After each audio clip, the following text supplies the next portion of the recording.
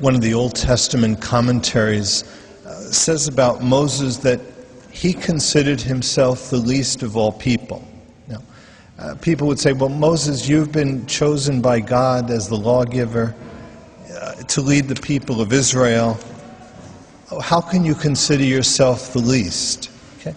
And Moses' response was, if anyone else had been given the graces that I've been given, they would be far better than me. Okay? It's kind of like that attitude of St. Francis, who could look at a condemned criminal and say, there but for the grace of God go I. Now, St. Augustine's commentary on today's gospel is that the sinfulness of the conduct of the Pharisee lay in his refusal to admit that he was even more in God's debt than was the sinful woman. Yes, the woman had had many sins forgiven by Jesus, but for this she was grateful. But how much more grateful should Simon the Pharisee have been?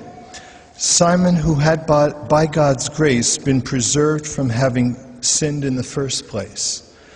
Rather than scorning the woman, he should have been on his knees thanking God for the mercy shown to him. Like St.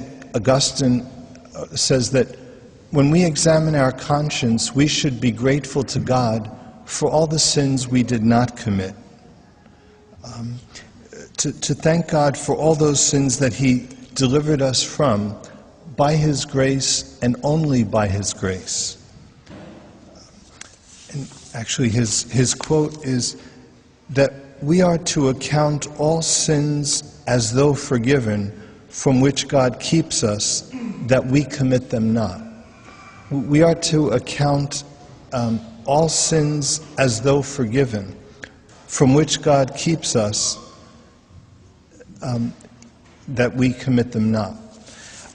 So that's why the Pharisees had a greater debt to God than the sinful woman, because preservation from sin is a greater grace than to fall and to get up again. Okay. Obviously, that's shown in the person of the Blessed Virgin Mary. They say mercy is the limit that God sets on evil. Mercy is the limit that God sets on evil. The less evil that God permits, the greater His mercy shown to us.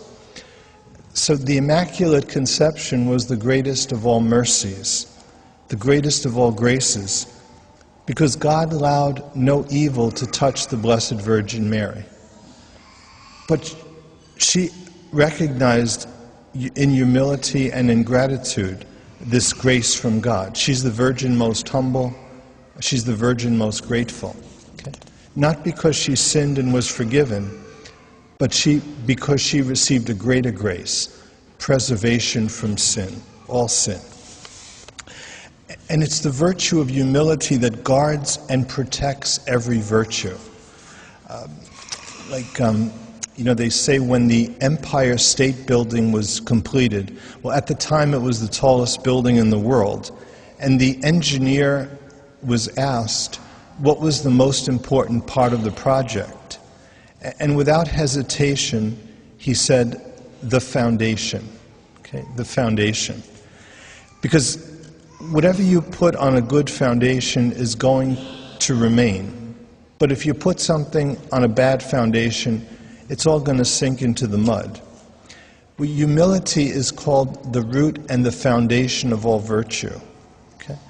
Like tall buildings have deep foundations. The taller the building, the deeper the foundation. Okay? Just like plants. Tall trees have deep roots. Otherwise, they would fall over. Okay? So plants grow upward, but they also grow downward. Okay? And spiritually, if we wish to grow upward in virtue, we must grow downward in humility. Okay? Ever-deepening humility enables us to sustain ever greater virtue. Okay? So ultimately, the greatest obstacle that can come between us and God is pride.